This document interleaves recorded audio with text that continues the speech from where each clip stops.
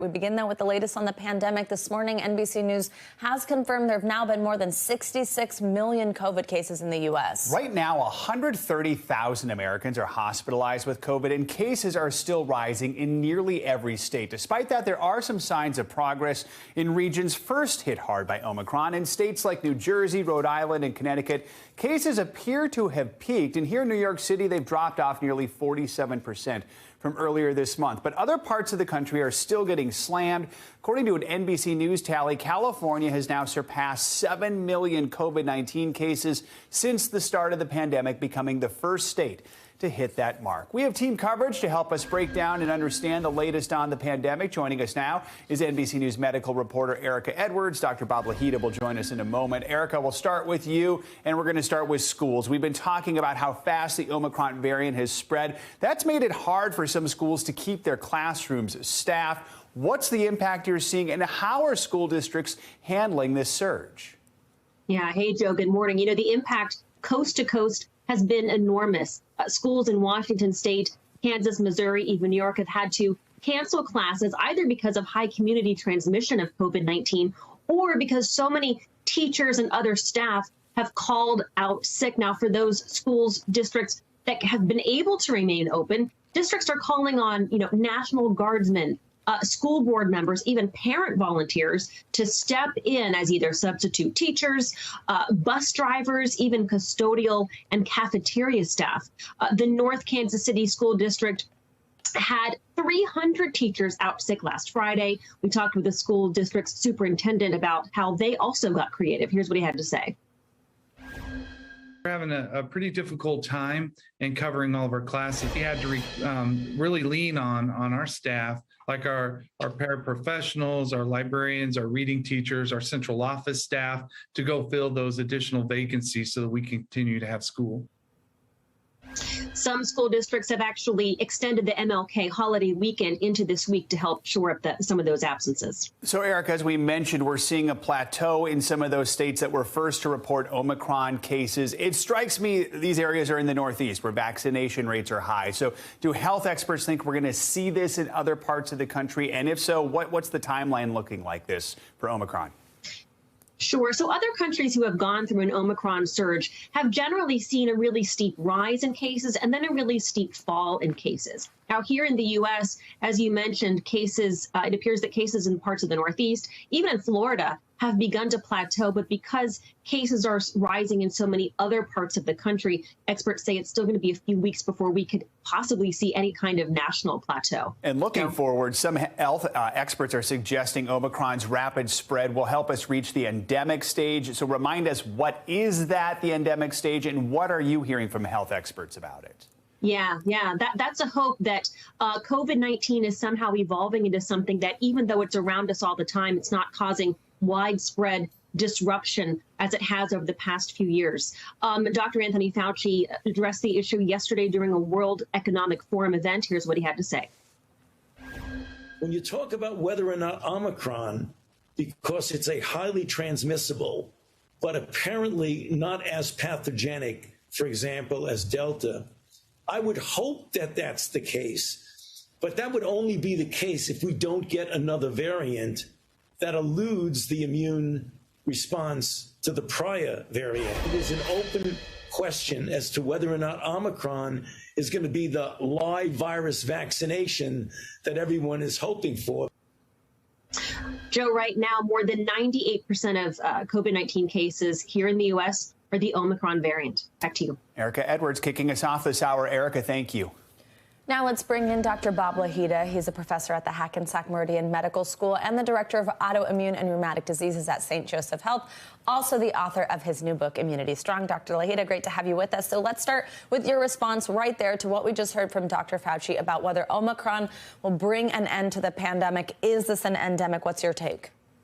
It's interesting that he used the term, Savannah, live vaccine. That's the way we think of this Omicron variant because it has infected so many people, 802,000 cases a day right now. So, yes, perhaps this is the end. I'm hoping. But we always have the possibility that there are going to be new variants developing. And so he's hedging his bets and saying right now it's too early to tell. All right, Dr. Lahida, now I want to ask you about some vaccine news. So Moderna's CEO says they're working on a single shot booster that would be a combo, actually, of a COVID-19 booster shot and a flu shot. So if that's approved, what do you think about that? Is that safe? I know some people are hesitant to combine those two. Some people are hesitant to get the COVID vaccine at all. What do you think about this? Do you think people would take to it? And what kind of an impact could it have if it were to roll out? It would really be an amazing development simply because the messenger RNA technology will be used now for influenza. And in addition, Moderna is talking about putting in messenger RNA for other respiratory viruses like respiratory syncytial virus, which nobody knows about, but is a major cause of disability and cold going forward, particularly in the wintertime. So this combo vaccine is extremely safe. I tell all my patients, please get your flu shots.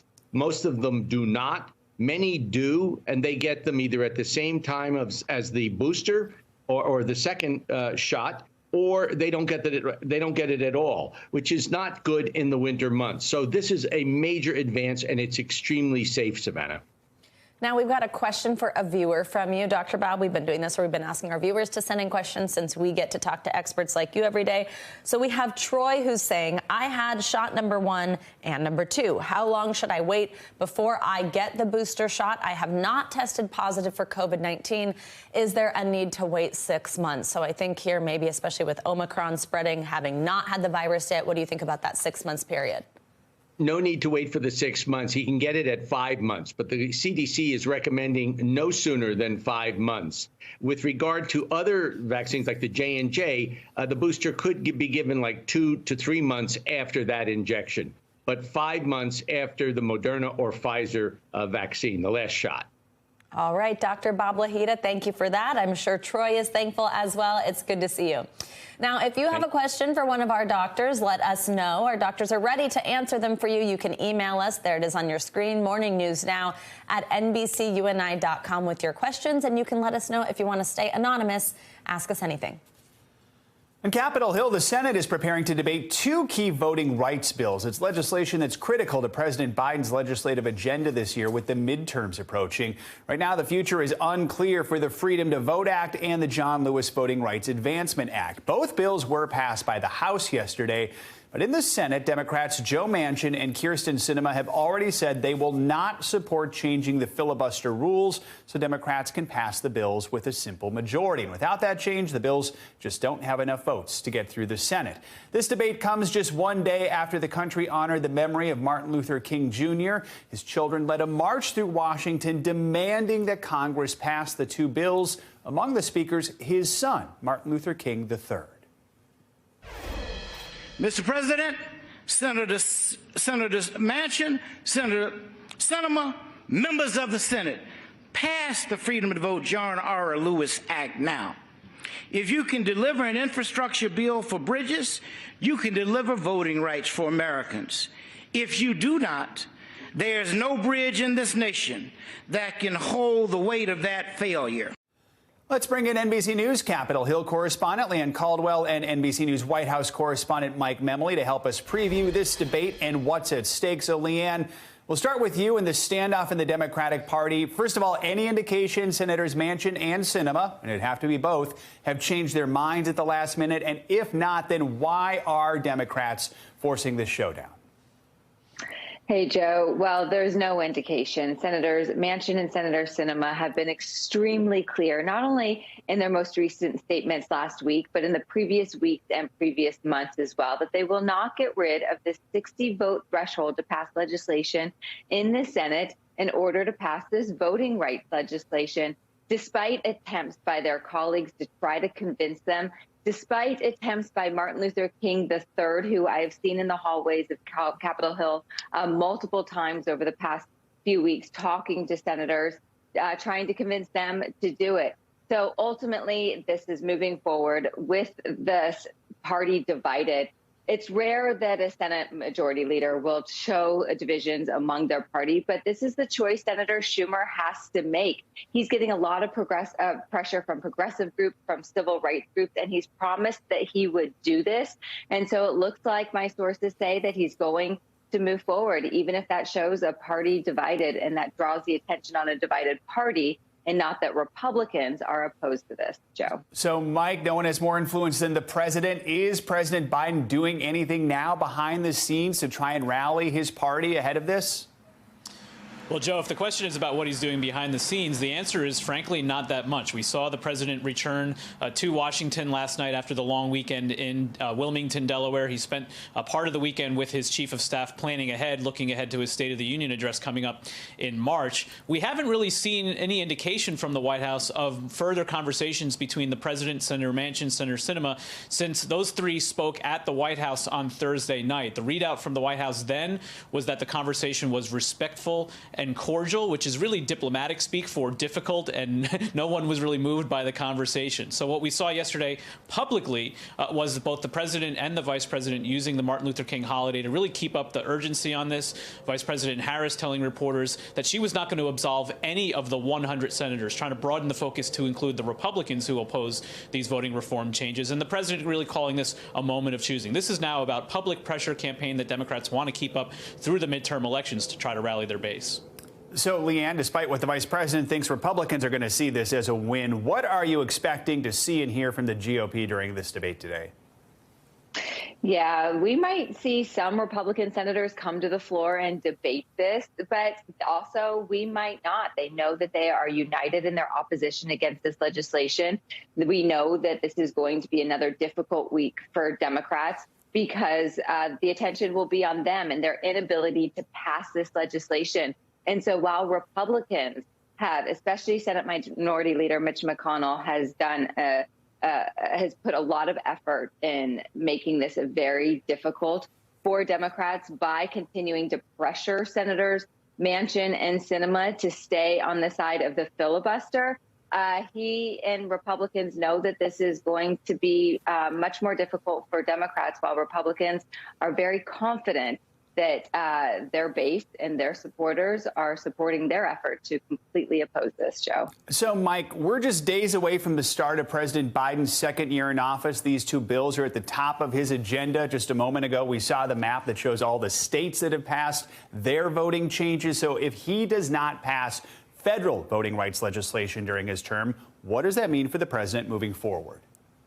Well, we can expect to hear the president and other White House officials try to keep the pressure up on the states where some of these voting laws are being passed specifically. But we're also going to see the White House really try to churn the page. They're going to move on to executive orders that we expect the president to be issuing on criminal justice reform, another stalled priority. And we have some new reporting today as well, my colleagues Carol Lee, Kristen Welker, and myself, about the attempt by the White House to now turn in year two towards the American people and less towards lawmakers in Congress. The White House really feels that the president has spent and been bogged down too much with the sausage making here in Washington. And as we head into a campaign year, they want to spend more time talking directly to the American people. It's sort of a typical pivot that we hear at this point, especially when a president has his agenda stalled. But it's something that the White House is really beginning to sketch out behind the scenes, Joe.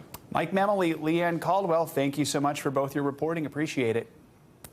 Now, Americans across the Northeast are digging out this morning after that massive winter storm pummeled the region with snow, ice, and heavy winds. Tens of thousands remain without power, and roads are dangerous in many areas as the effects of the storm are still being felt up and down the East Coast. NBC News correspondent Emily Aketa joins us now from Pittsburgh. Hi, Emily. Good morning.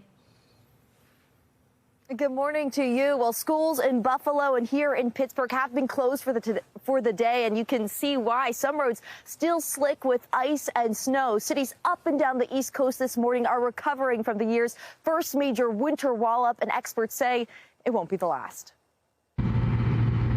This morning, more fallout after a massive winter storm pummeled the majority of the country. Shovels and snowplows put to work as many head back to work. But the roadways proving difficult for even emergency crews to handle. This is a major recovery. When you've got trucks hanging over the highway. Driving conditions up and down the coast, treacherous. Crashes and spinouts piling up on roadways.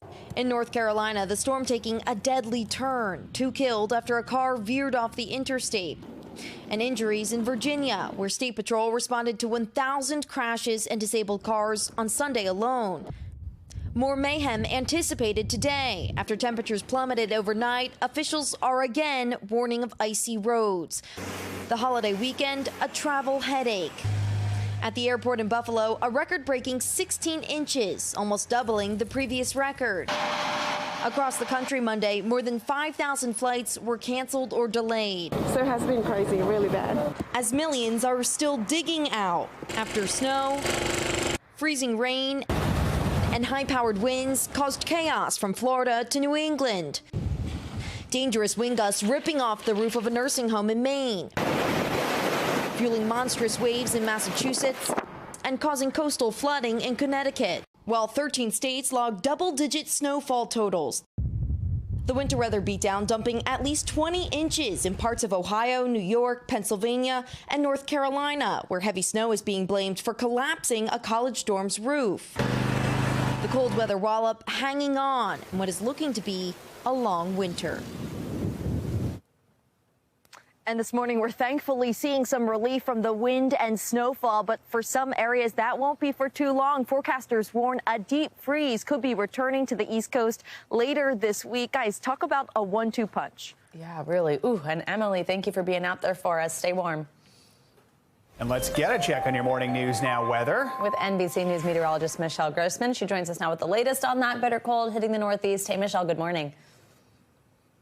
Hey there, guys. Yeah, it is cold this morning. We also have winds in place, so it's feeling colder than it is, but much quieter compared to yesterday before we see another storm system move in. But right now we're looking at Northeast radar. Buffalo saw 17 inches of snow in one day. That broke a record for the month of January. And they're seeing some lake effect snow this morning, but it's going to be on the lighter side, not expecting huge accumulations there. We're going to see some snow in the upper Great Lakes. We could see over a foot in some spots. Otherwise, we are relatively quiet in terms of any precipitation today in the Northeast. It's all about the cold air in place, and it's windy, so we're seeing winds gusting over 25 miles per hour at times. Montauk 32 mile per hour, and then you combine that with the cold air, and it's making it feel really frigid out there. We're also looking at the potential for some icy spots this morning, so as you head out, please be careful. 18 degrees right now in Burlington. It feels like 5. Above freezing in Baltimore, but it feels like 28 degrees. It feels like 23 in Richmond, and it feels like just 11 degrees in Beckley. So as we go throughout the afternoon, we're not going to go very far. You want to wear the layers as you head out this morning.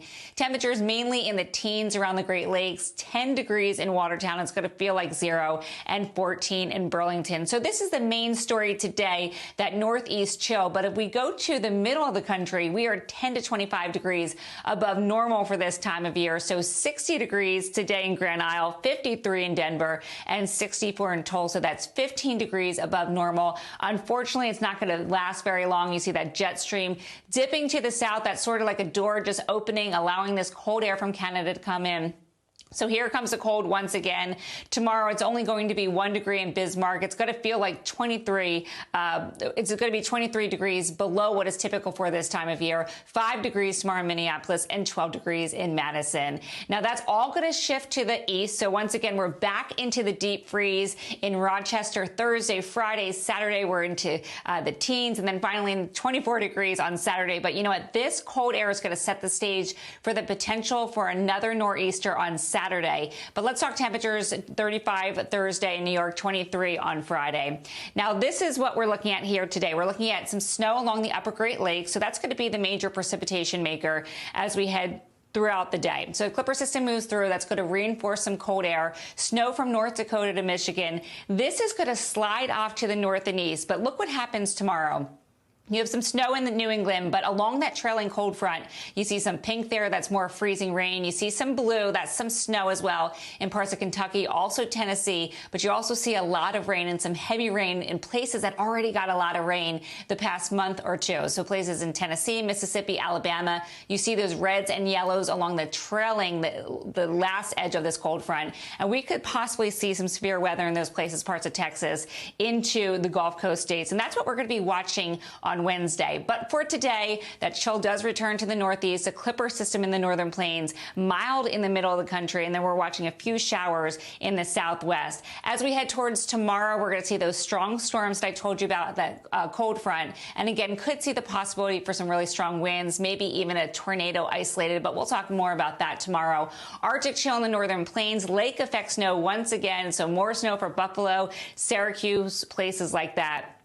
And then, guys, I hate to show you this, but we are watching the potential for another storm come this weekend. It seems like every weekend we are seeing some sort of storm, but we have two solutions here that we look at. It's the American model, the GFS, showing that, yeah, we're probably not going to get a lot of snow along in New York City, Philadelphia, D.C. It looks like most of that snow stays off the coast and to the south, but I will end with this because the European model, which we look at often for snow, it looks like we could see a major snowstorm along the I-95 corridor with winds and, yeah, blustery conditions once again. So we're going to track this for you guys. Big Models difference. look quite a bit different. Yeah. I know, right? We'll see who's right. All right. Yeah. Thanks, Michelle. Thanks for watching our YouTube channel. Follow today's top stories and breaking news by downloading the NBC News app.